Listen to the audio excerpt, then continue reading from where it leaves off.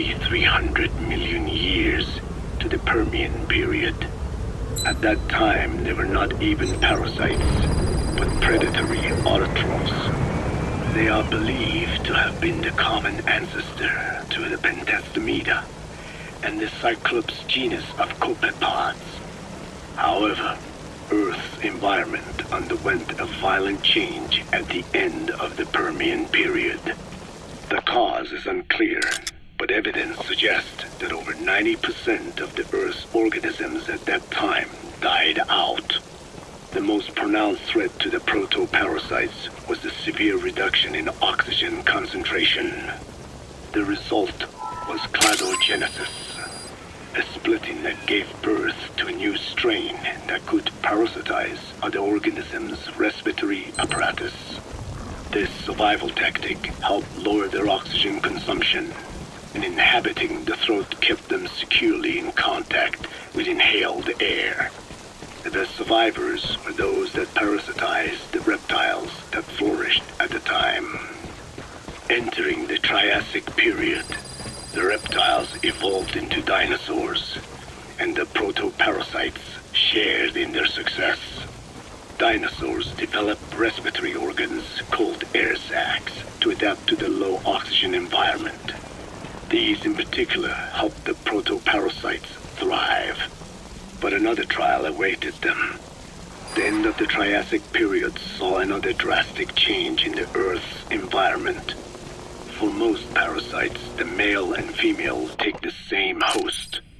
Many are, in fact, hermaphrodites. Originally, the vocal cord parasites were as well.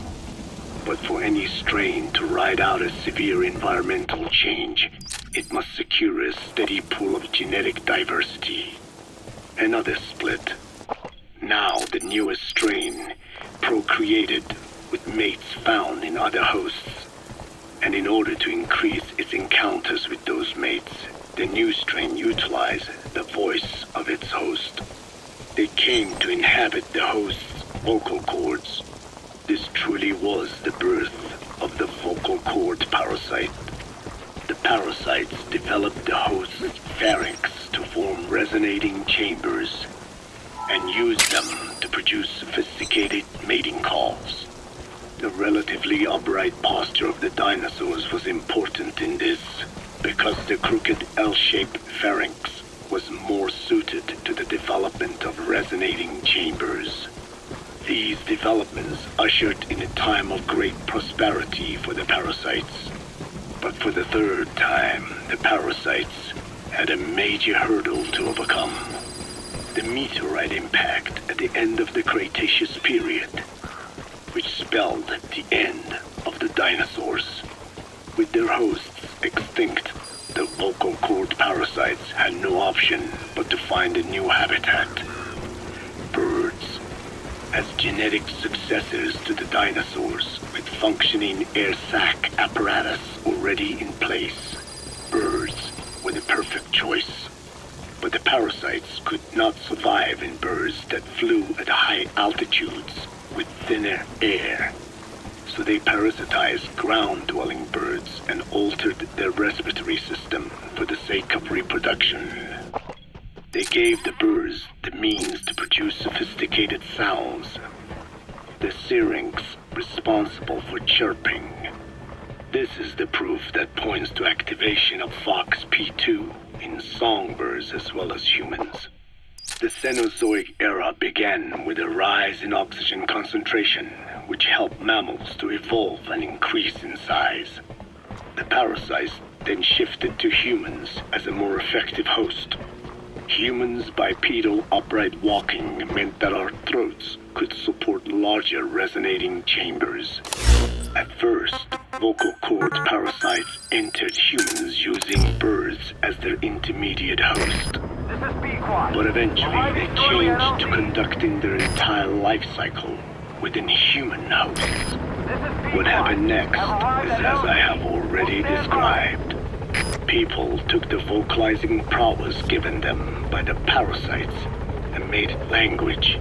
And once the parasites could no longer use it as their mating call, they died out. Or in other words, the parasites overcame all evolutionary hurdles except humanity. Skullface shared his opinion on this matter. He said the Ethnic Cleansers Project was sure to succeed. After all, the parasites had a grudge against us humans. To think we awoke them after such a long slumber, just so they could sate their thirst for vengeance. It is terrible, unforgivable, and yet, it is what I have done. I learned of the vocal cord parasite's existence in literature belonging to the Foundation. It was little more than a theory. The question was, why does only Homo sapiens among all primates have highly developed language? Human versus everything else. The missing link between these was the mystery that gave rise to this theory. I was fascinated by the idea of their existence. In the Dene creation myth, the Neo Dene, who first inhabited the world, were insect-like creatures. I came to imagine that those insect-like creatures could be humans living in symbiosis with the vocal cord parasites. But I had not the faintest idea of how I could resurrect them. That is when Skullface came to me. What he offered me was not just assistance with my metallic archaea research. He told me the vocal cord parasites really existed. And not only did they exist, they had already been brought back to life in the modern age. An ancient human cadaver, host to the parasites of the time. Cypher excavated such a cadaver from a permafrost region and isolated the DNA coding of the vocal cord parasites. Naturally, they were long dead and could not be brought back, but there was an alternate vessel they could use. A relative species of the Pentastomida discovered in China. It had adapted to live in the nasal cavity of animal hosts, but its genetic sequence showed signs of common ancestry with the vocal cord parasites. Ontogenesis, a path of an organism to maturity, is like a roadmap of the phylogenetic evolution of the entire strain. Cypher used this to effect a reverse evolution of the modern parasite and resurrect the vocal cord parasites. They interposed a developmental mechanism to the ontogenetic stage analogous to when the relative species first appeared, the point at which it split from the vocal cord parasites, forcing its evolution down the other path. The vocal cord parasite path. The larvae this produced by the vocal cord parasites. Reborn. I do not know in detail how Cypher accomplished this, but clearly they have access to high-level genetic technologies. Skullface said it was the work of a genius woman scientist, and that the relative species in question was first discovered by a group once called the Philosophers. I was tasked with modifying the resurrected parasites. He charged me with two demands. First, to add lethality to these organisms that had once lived in peace with man, by unleashing the larvae's latent desire to consume nutrients from the host's lung tissue, making them eat and eat until the lungs were destroyed. Second, to have both male and female inhabit the same host and copulate then and there only when exposed to specific pronunciations continuously over an extended time. What he would do to the Dene if I failed. I had no choice. Originally, the ultimate objective of of the ethnic cleansing parasite project was the identification of not only languages, but of actual cultures.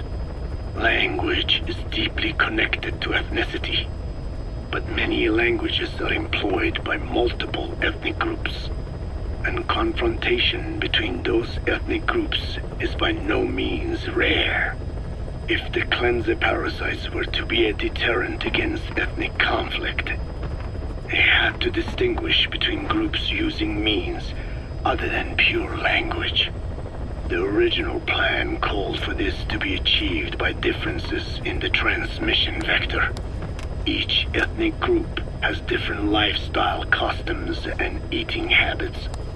For instance, parasites living in shallow water and taken in through the skin could be used to target rice farming groups, or parasites using cows as their intermediate host would be ineffective against cultures that abstain from eating beef. But that is a lofty goal indeed. The current parasites mainly rely on droplet transmission. It would take extensive time to alter the transmission route. I eventually learned that the Ethnic Cleansers project had been shut down. It was Skullface who put it back into operation. But despite that, he told me to forget about the transmission route and just focus on language identification. I do not know why. I understand that the Chinese philosophers who discovered the relative species of parasite originally planned to develop a phonogrammic Alexia parasite. The left temporoparietal region is home to the part of the brain that identifies the phonetic symbols of the English language. They wished to create a strain that would parasitize that region and suppress its literacy functions. The brain area responsible for identifying the logographs of Chinese, meanwhile, is in the left middle frontal gyrus, meaning that even if native speakers of Chinese were infected with the parasite, the literacy would be unaffected. Old and new, east and west, there is no limit to the delusions of those in power. But this delusion threatens to become a reality. I have to do something to stop this. There must be something I can do.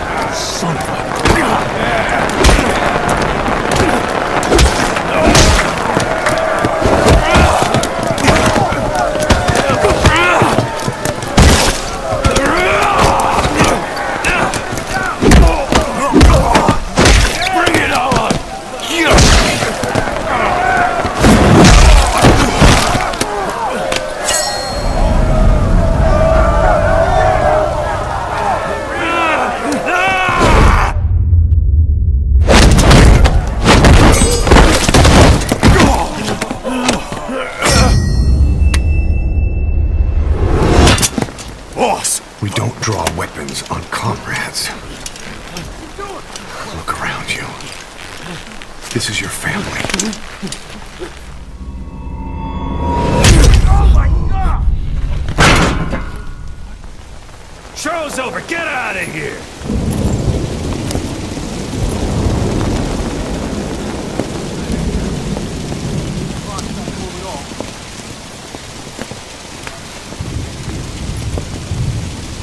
Gentle. Of course. These are bad for you, you know. Morale has fallen. No. They just need a mission.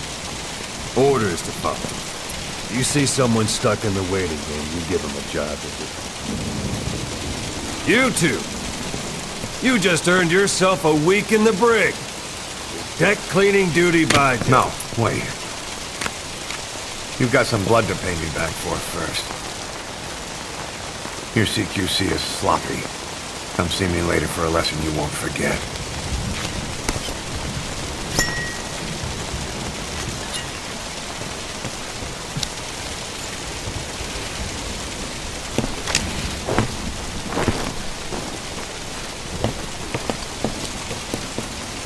Well, morale taken care of.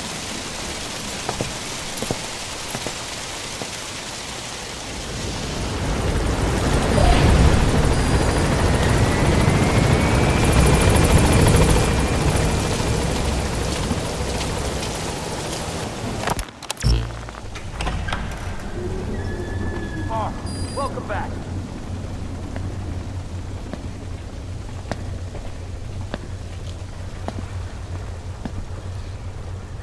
Yaat-e.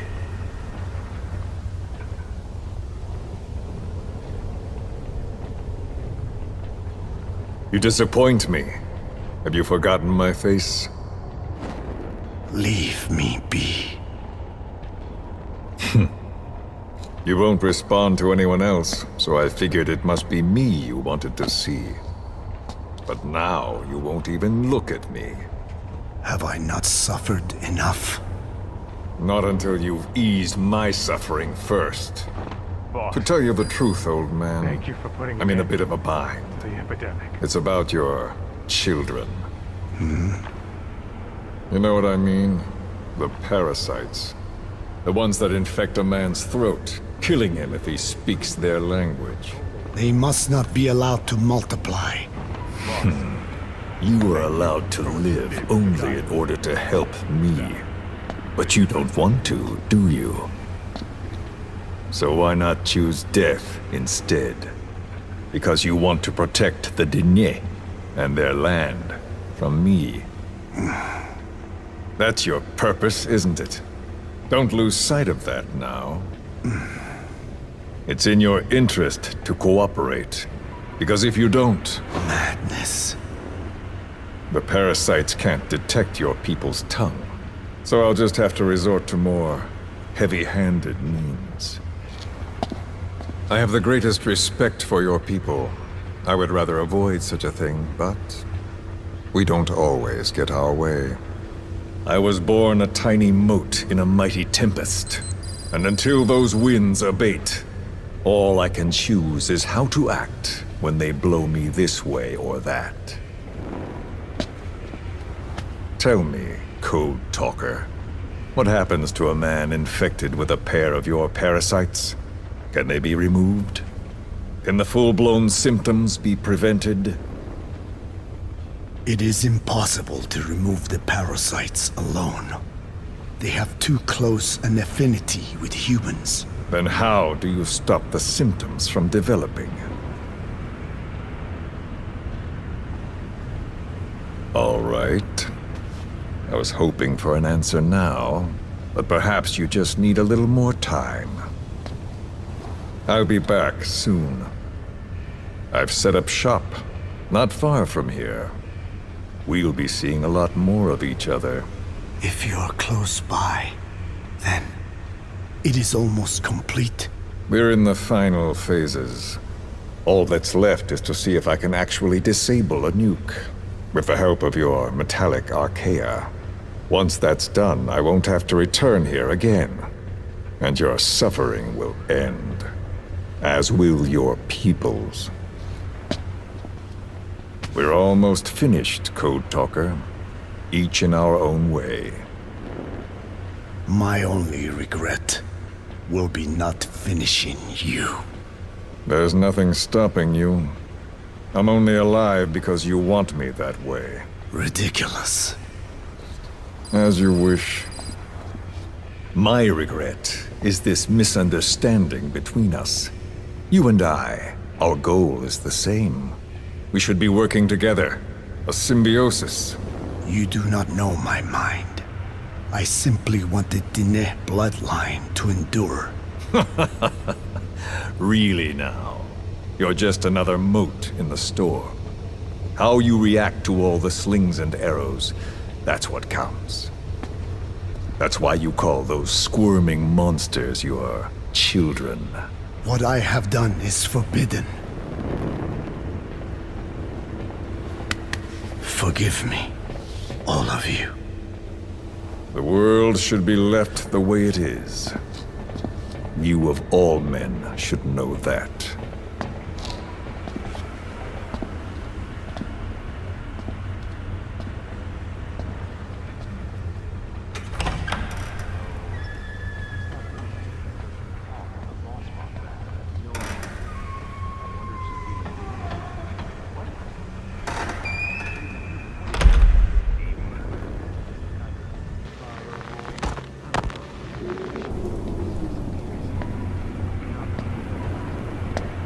Forgive me, but my schedule has changed.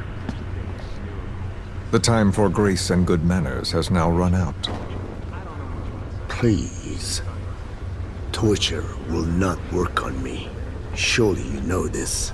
Oh, I have no intention of getting rough with you. You haven't been beaten. Your hands aren't even tied. Just like me, you live in symbiosis with countless parasites. What wounds I might inflict, they'll patch right up. You might feel considerable pain, but I've no doubt you can withstand it. Then what do you plan on doing? I have a soldier standing outside. Nothing special about him, except that he always obeys.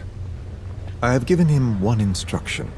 Whenever I ring this bell, he passes on a message for me. That message is simply, go. What is this? After that, though, it gets complicated. The message will arrive at a room, a little bigger than this one, nothing special. Some of your people are in this room, surrounded by my men. Enough of this. They pick them at random. No regard for age, gender. In that, I suppose, they're different from you. Not as discriminating. They tied them up, one by one, blindfolded them. We had to maintain order, you understand? You bastard. Go. When they hear that, my men will pick one of your people and infect them with a parasite. Your parasite. It won't work on my people. True. The vocal cord parasite doesn't respond to your language. But what about English? An English strain. It exists. A ring of this bell, and they infect one person. If that person abandons the Navajo language, the English strain will trigger symptoms. You monster! So, it's quite simple. Every time I ring the bell, another of your people is infected. Don't do this! I don't want to do this. I'd rather not have to ring the bell, which is why I'm hoping you will talk to me. What do you want? What else could you possibly want? You know the answer to that. How to prevent the symptoms caused by the parasite. You cannot control it like some slave. Forget the idea. Forget it? Unlikely. I will never tell you. What have you done? You made me do that. You black-hearted... Settle down. Don't use it again. Well, that is up to you. All you need to do is tell me what I want. How to prevent the vocal cord parasite symptoms. Why? Why do you need to know? The adult soldiers at Amasa are all dead. What? The parasite traveled downstream. How? It would appear that he was involved. Another demon who woke up from 9 years of slumber. As a result, the vocal cord parasite spread through the village. I told you this would happen. It was an unfortunate accident. He is becoming an annoyance. He may stumble upon the truth sooner or later, but I suppose that is really of no consequence. One day, he too will pay for what he has done. Black Anna. The real demon is you. You know, this incident made me realize something. You are right. I should have acted with more humility. These creatures cannot be controlled. All the more reason I require a means to stop them. There is no such way. Oh, really? Wait! Don't ring it again. It is up to you. Out with it! I see now. There must be more to it than that. What? They are in you. You use this land to breed more of my children. And not just here. No. In pursuit of your ethnic cleansers. You sifted through many language strains. Finding hosts. Breeding more and more. You would have been infected in the process. Infected with countless strains. Most likely your mother tongues as well. Romania, Northern Transylvania. You found that one too. Yes, the Hungarian strain. That responds to the CK's dialect. Silence! Black Anna. It is you who shall pay.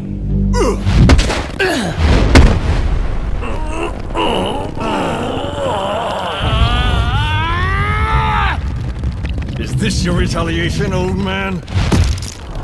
Let my people go, and never bother them again.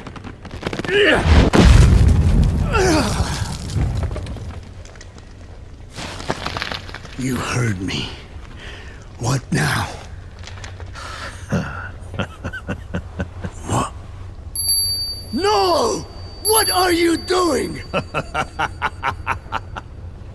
I am not afraid. I probably have every language strain inside of me. Meaning all the world's languages are already lost to me. But that suits me fine. If need be, I myself can produce whatever strain is needed. And that means nothing to you. If you are infected, you can never again speak your mother tongue. Otherwise you will die. As will every one of your countrymen. A few words here and there won't trigger the symptoms. And besides, the time is not yet right to show this face in my homeland. Not until my revenge is complete. Now... Stop! We're out of time. I have to get going. Well... No!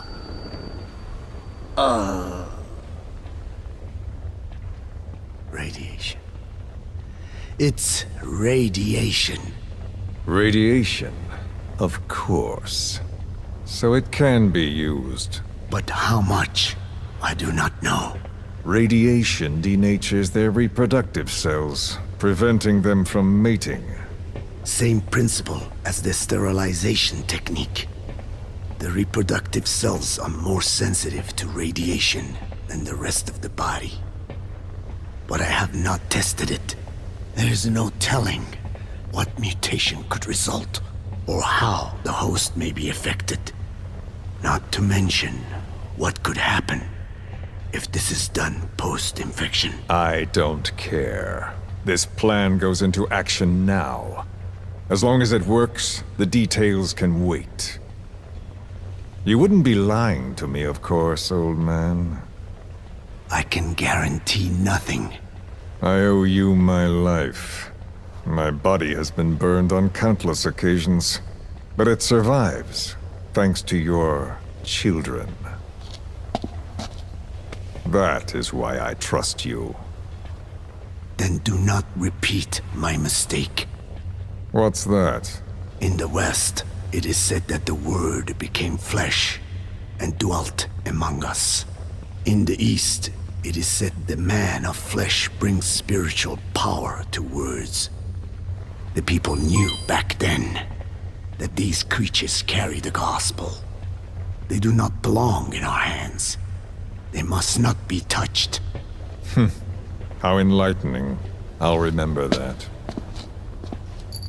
Consider this my thanks. What are you? Catch. No!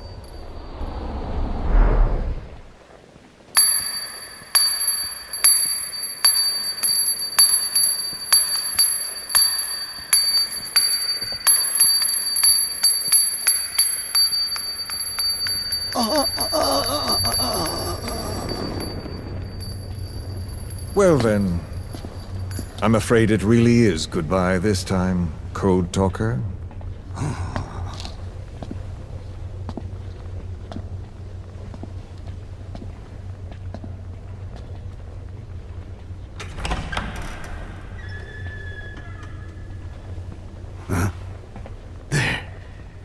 There is no soldier. Now where did he run off to? Guess he wasn't as obedient as I thought. There never was any soldier. So long. You! How dare you!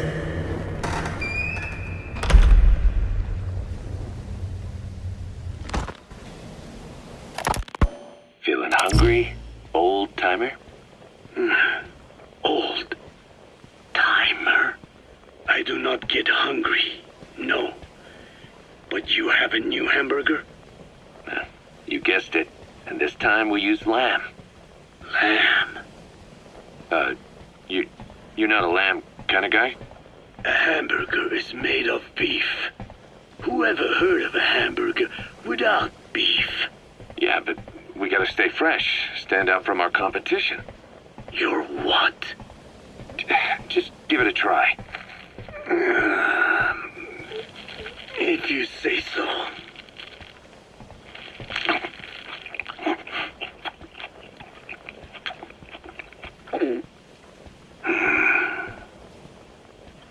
Not bad.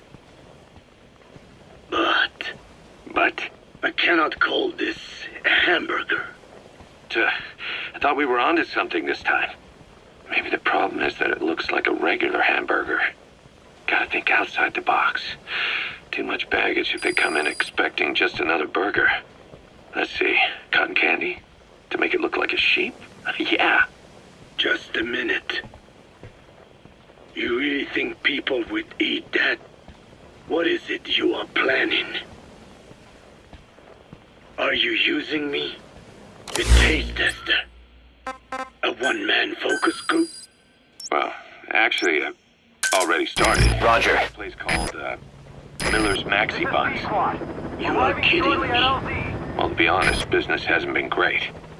No one seems to like my, buns. The Ocelot said Diamond Dog's budget did not add up. But you don't mean to tell me. What? No. Our black budget's got it all covered. I'm not embezzling GMP or anything. Still, let's not say anything to Snake, okay? Very well. However, Kazuhira, it takes more than premium ingredients and a clever recipe to satisfy the palate. Okay, so what do we do? The palate seeks one thing. Chemical additives. Chemical additives. There is nothing mysterious or spiritual about good flavor. The tongue simply identifies specific amino acids, which the brain then recognizes as appealing.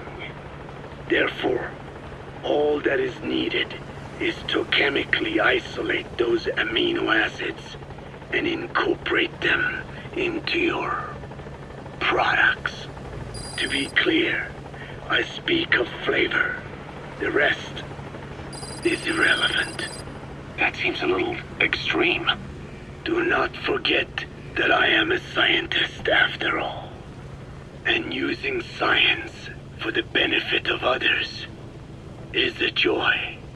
In seeking coexistence with nature's blessings, not everything can remain in its natural form.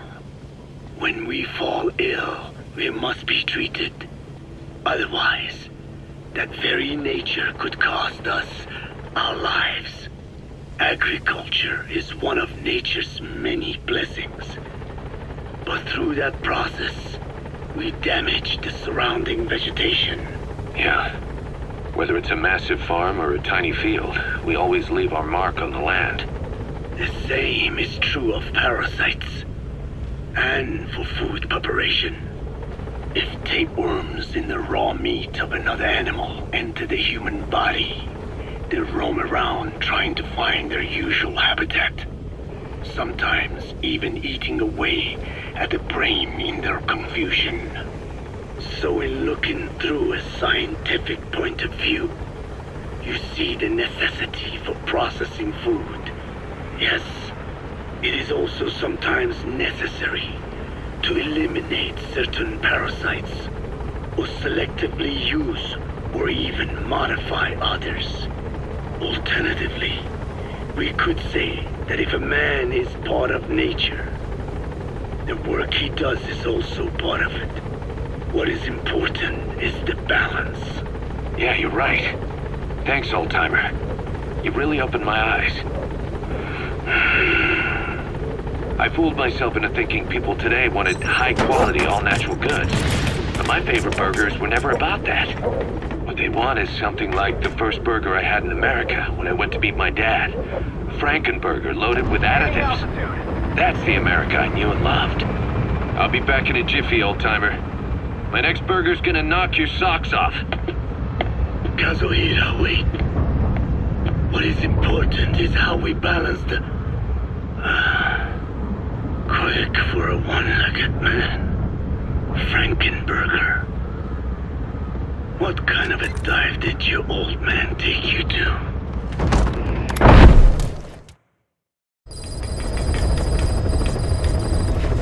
Boss, our GMP is now in the red. If it stays this way, staff morale will fall and the men will start leaving Diamond Dogs. You've got to bring in more funds and keep costs down. Rise and shine, old-timer. It is complete. I had our best and brightest working overtime, fine-tuning the greatest burger the world has ever known. I call it the Chemical Burger. What on earth is that color? Now, don't judge a burger by its color. Go on, try it. I am not very hungry. What? Oh, I get it. Now, sure, it's loaded with additives, but each one's been approved by the WHO for human consumption. Come on, one little bite's not gonna kill you. Are you sure of that? Fine.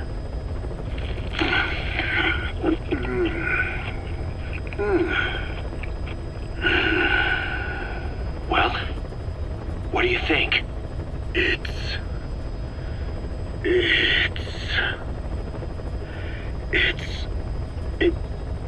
is perfect. Right?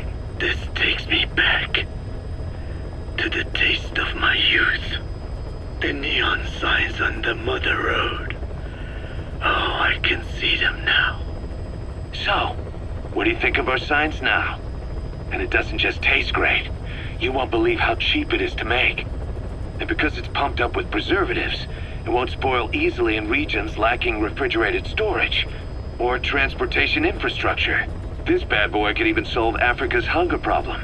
Excuse me? People will no longer fight over food or find reason to hate one another. Mankind will come together, reunited between these fluffy buns. Forget Pax Americana. Say hello to Pax Hamburgana. Pax Hamburgana. Skullface thought that destruction was the way to free the peoples of the world from American imperialism. But this is different. Tackling something head-on just makes for more conflict. Only by uniting the world can its various inhabitants truly become free. Having lived as an American parasite as long as I have, I know what I'm talking about. The Chemical Burger is poised to be the greatest liberating force the world has ever known. An ethnic liberator. Burger. Now all I need is a better brand image, starting with a name. Gotta run, old-timer. I'll catch you later.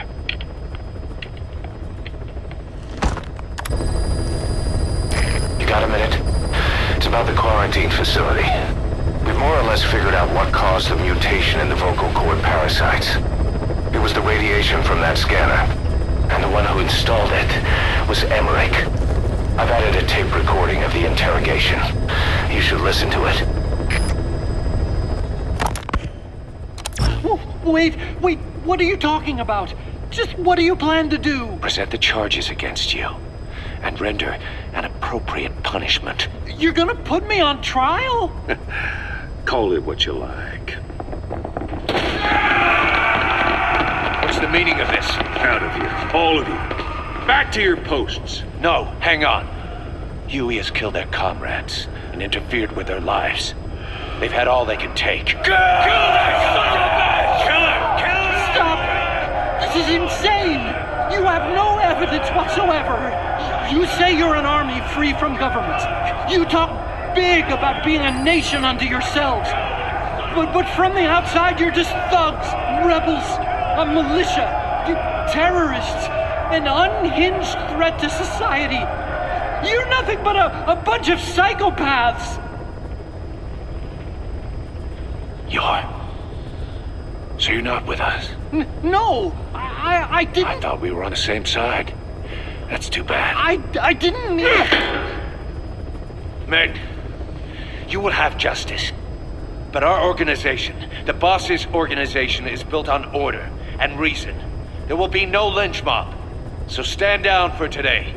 We will gather all the evidence of this man's crimes. And then he will be tried. Dismissed. What do you think you're doing? Go ahead and execute me. It'll be murder in the eyes of the world. You've lost your minds. Don't you get it? You're seeing phantoms. Just look at that dog. No, you named him D-Dog, but it's obvious anyone could see that's a wolf because you're all a bunch of wild dogs. You wanted to believe he was too, to feel some connection, to fight your loneliness. You wanted something to cling to prove you deserve to be alive.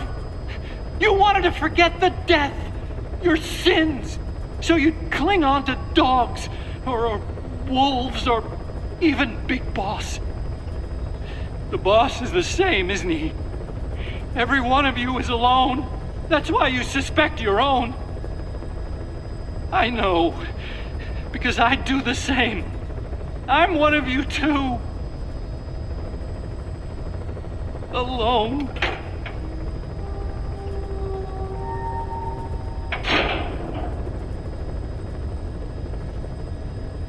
Open your eyes!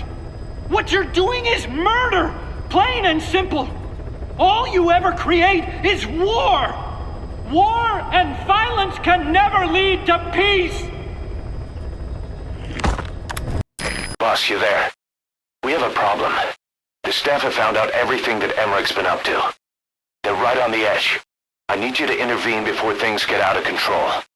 Get back to Mother Base ASAP.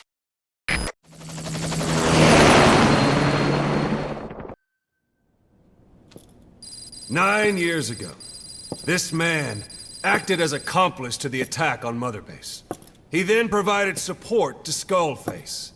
Conspiring with Eli, he repaired Sahelanthropus in secret. His research materials caused the leak at the quarantine facility, which in turn caused the Walbachia mutation, letting the parasites off their chains. We lost a lot of good men. He also stands accused of murdering one of his own family, hiding the body. I haven't killed anyone. The rest is all wrong too. The inspection was supposed to help everyone. I sacrificed myself for my companions just as much as any of you. Why won't you believe me?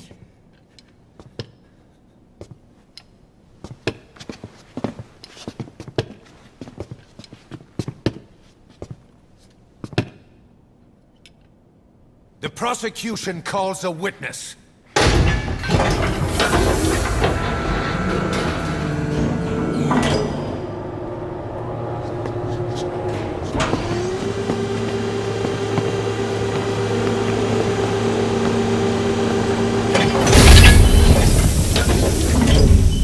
Stanislaav's gravestone, haunted by her phantom.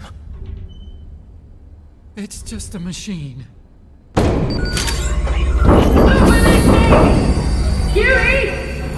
Damn it, Huey! Open it now! Please! Let me out! Kill me! It recorded it all. Everything.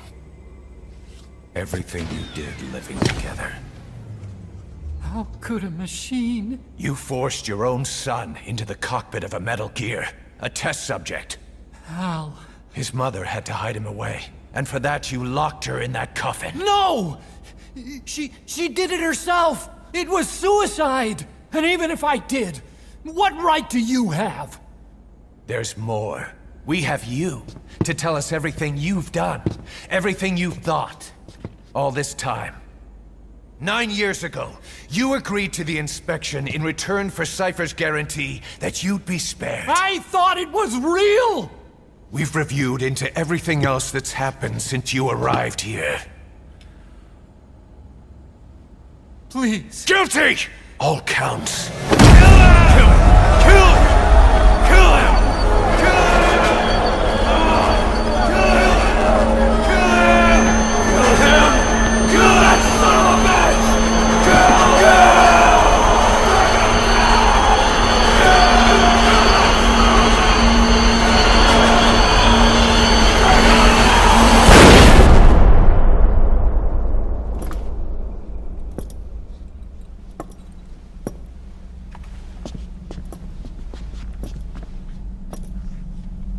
We exist outside the law.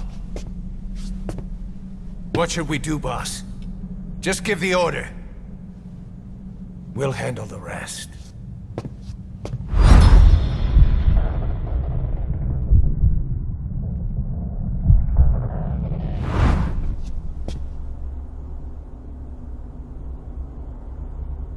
Prepare a life raft. Big enough for one. Food and water, too. Boss, He's leaving. he's responsible for all of this! Think of all the men! He didn't lose a damn thing! This is the enemy! And he's here on his knees! Us. You are right, he is not one of us. But we are not responsible to judge an enemy. He leaves Mother Base, and that'll be the end of it.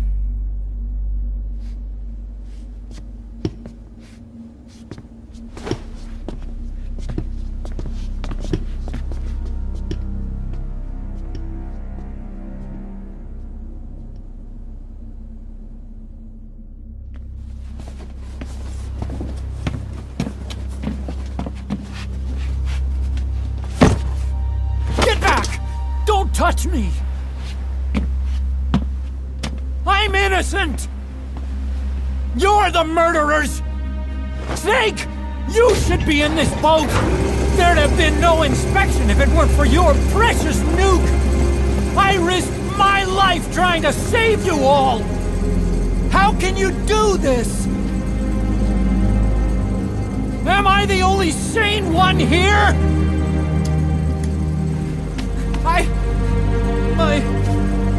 It's not my fault!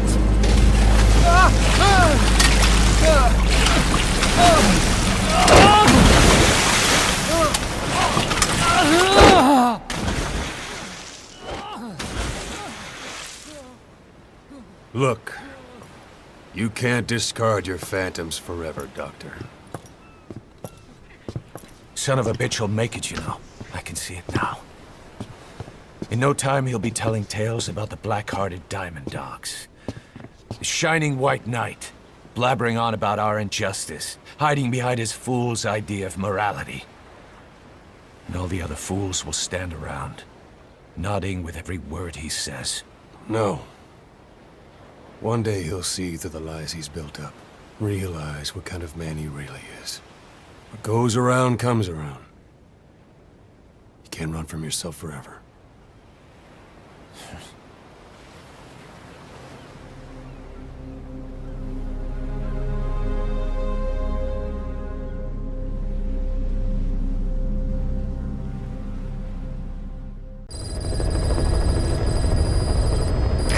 Boss, maybe you realize by now, but there's no other way to say it. Quiet's gone. She pulled her camo stun and stowed away on a departing chopper. After pinpointing which she took, we figured out her destination. Afghanistan. Get after her. Only you can do this. Boss, I told you this would happen. I wish I could say good riddance, but Quiet knows too much about us. We can't just leave her out there. Remember what you told me when she first got here. One of these days, we're gonna have to kill her. When the time comes, I'll pull the trigger. I'd say that time has come. Skullface, real name unknown. Born in Hungary, more specifically northern Transylvania, after it reverted to Hungary from Romania. While he was young, the country allied with Germany as part of the Axis powers, but later during the war, it came under Soviet occupation. The Hungarians struggled for independence, but the Soviets came down. Hard. Just like he said, time and again the country was ruled by a foreign tongue. When he was a young boy, he lost his native language, the bedrock for any developing child. His country, his family, his face, his identity, everything was stolen from him. All he had left was his skull. Skullface first tried his hand at espionage during all the chaos from the war. Agents, military officials, and soldiers who operated out of Hungary during the war vanished over the course of several months. This Soviet spy hunt rocked the counter-intel world. Mysterious fatal illnesses, accidental deaths, drownings, people having strokes behind closed doors. Just like Stalin, no one knew who was behind it. But all you need to do was look for who had the motive. They were all taken out by a man without a face. And now we've got an idea of how he did it too.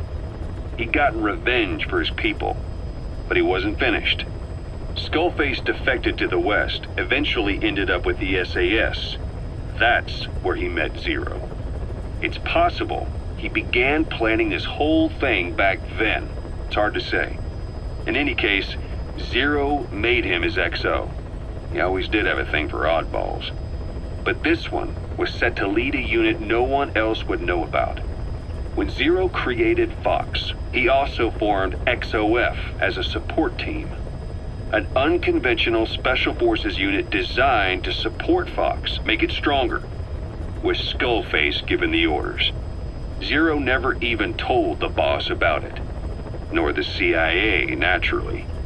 If Fox was Zero's silver bullet, XOF was the recoil when he pulled the trigger.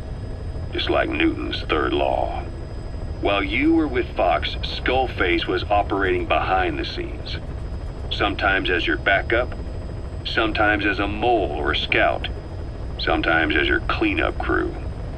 Fox's tail, making sure the mission succeeded and that you survived. We only have his word to go on, but Skullface's goal was revenge against those who'd use language to subjugate people. Those corrupting a people's identity by forcing a new tongue on them. Those using the power of language to control information. Naturally, that set his sights on Zero. To Zero, English was simply the most convenient code. But to Skullface, English was a parasite. And by eradicating it, he'd stop the world from being eaten away. If that didn't work, he was ready to see the world scorched by nuclear fire. To save language, culture, and race from annihilation, he was willing to overstep the hands of the doomsday clock. That is, of course, if you believe anything he had to say.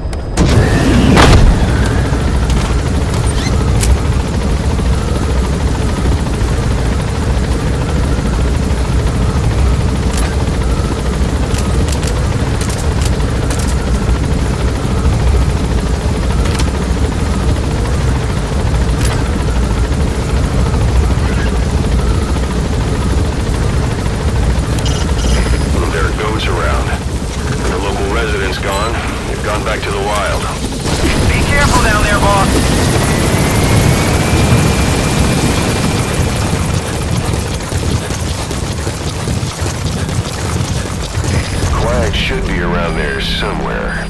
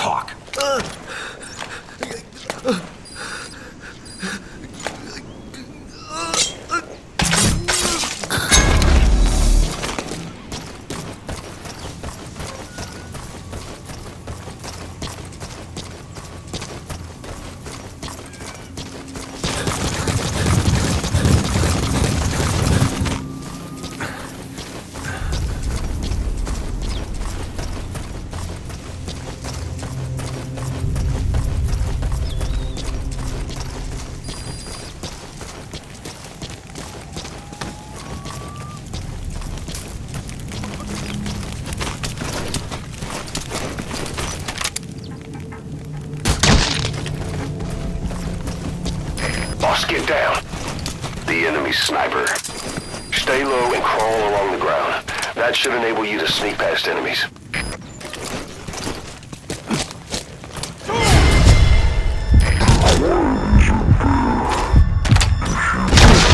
Somewhere? You see any intel files lying around?